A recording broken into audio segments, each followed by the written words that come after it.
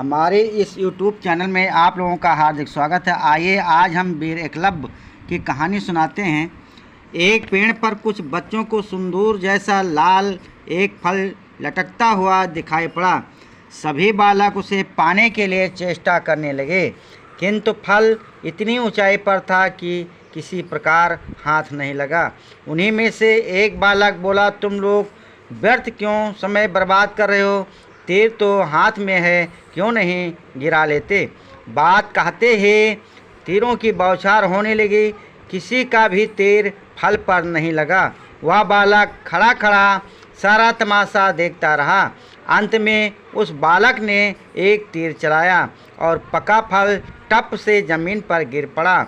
बच्चों, आप जानते हैं कि वह बालक कौन था? वह बालक एकलव्य था। हस्तिनापुर के निकट वन में एक बस्ती पर सरदार हिरण्यक धेन था। उसका प्रभाव अधिक था, इसलिए समूह के लोग उन्हें राजा कहा करते थे। एकलव्य उन्हीं का पुत्र था। एकलव्य ने मन लगाकर अभ्यास करना आरंभ किया। दिन भर जंगल में सूक्ष्म निशानों पर तीर चलाने का अभ्यास किया करता था और कुछ दिनों बाद तीर चलाने में उसकी बराबरी करने वाला हस्तिनापुर के आसपास कोई रह नहीं गया। एकलव्य और भी अधिक निपुणता प्राप्त करना चाहता था, परंतु कोई साधन दिखाई न देता था। इसी बीच उसे पता चला कि हस्तिनापुर में राजकुमारों को बाण विद्या की शिक्षा देने के लिए कोई बड़े आचार्य आए हैं। इनके समान बाण विद्या में दक्ष उस समय कोई न था। उसके मन में आया कि मैं भी क्यों ना उन्हीं से चलकर सीखूं, पर तुरंत ही उसने सोचा कि वह तो राजकुमारों के गुरु हैं। मैं निर्धन हूँ, मुझे वह सिखाएंगे कि नहीं, यह शंका उनके मन में बनी रही।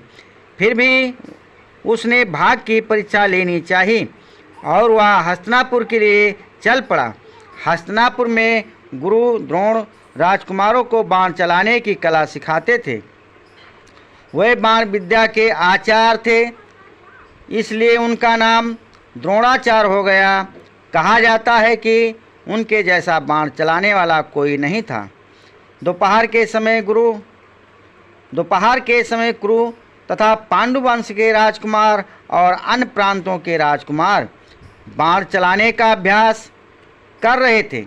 रंगभूमि के भीतर जाने का साहस न होने के कारण एकलव्य वहां पहुंचने के बाद वही खड़ा खड़ा राजकुमारों का अभ्यास देखने लगा और इतने में इतना लीन हो गया कि अपने को भी भूल गया। राजकुमारों में बाण चलाने में अर्जुन सर्वश्रेष्ठ था। एकलव्य ने देखा कि एक खूंटे पर मिट्टी की एक चिड़िया रखी है तथा थोड़ी दूर पर दूसरे खूंटे पर तीर की चूड़ी लगी है। निश्चित दूरी से इस प्रकार तीर चलाना है कि वह चूड़ी के भीतर होता हुआ चिड़िया की आंख भेद दे। सभी राजकुमार द्रोण का संकेत पाकर तीर चला रहे थे, परंतु किसी का भी तीर निश्चित स्थान पर नहीं लग रहा था।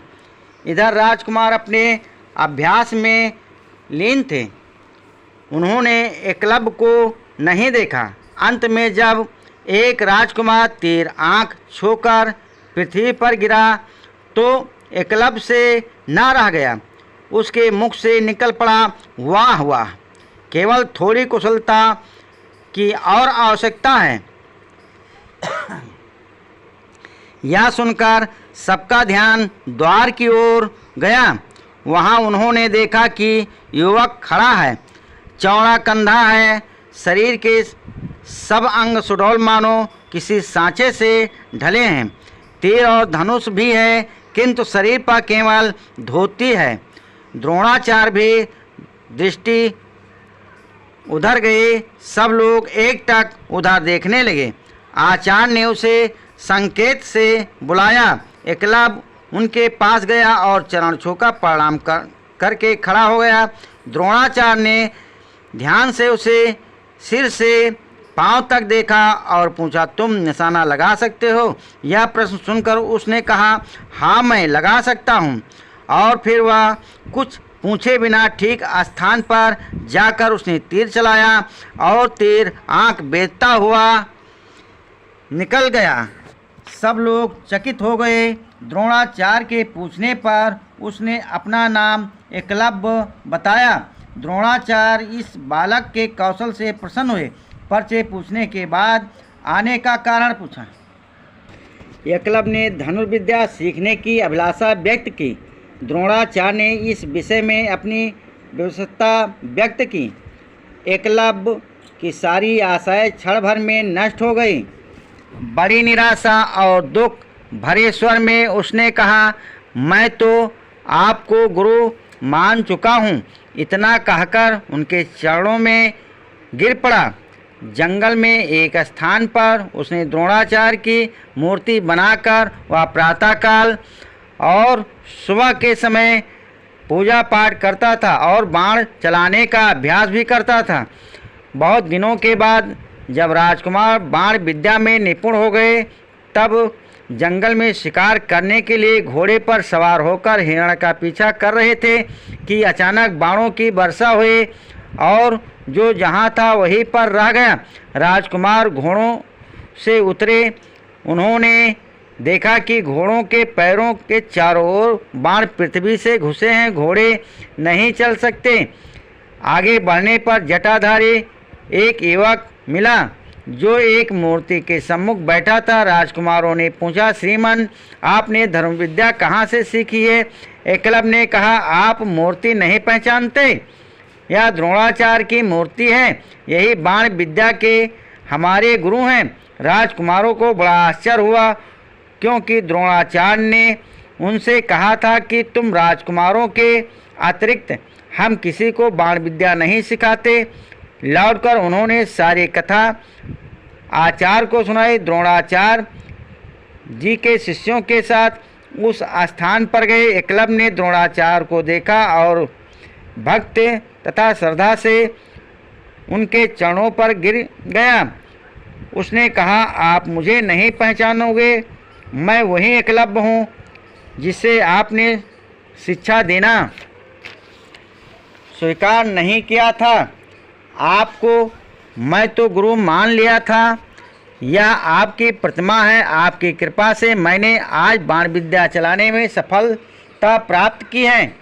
द्रोणाचार्य ने सोचा कि मैंने अर्जुन को आशीर्वाद दिया था।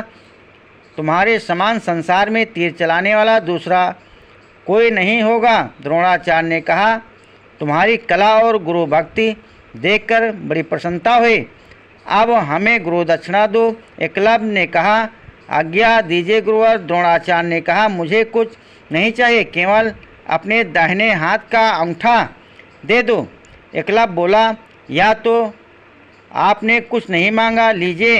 इतना कहकर उसने अपने दाहिने हाथ का अंगूठा काटकर उनके चरणों पर रख दिया। आप लोगों को यदि यह वीडियो पसंद आए तो आप लोग लाइक करें, सब्सक्राइब करें और शेयर करें। धन्यवाद।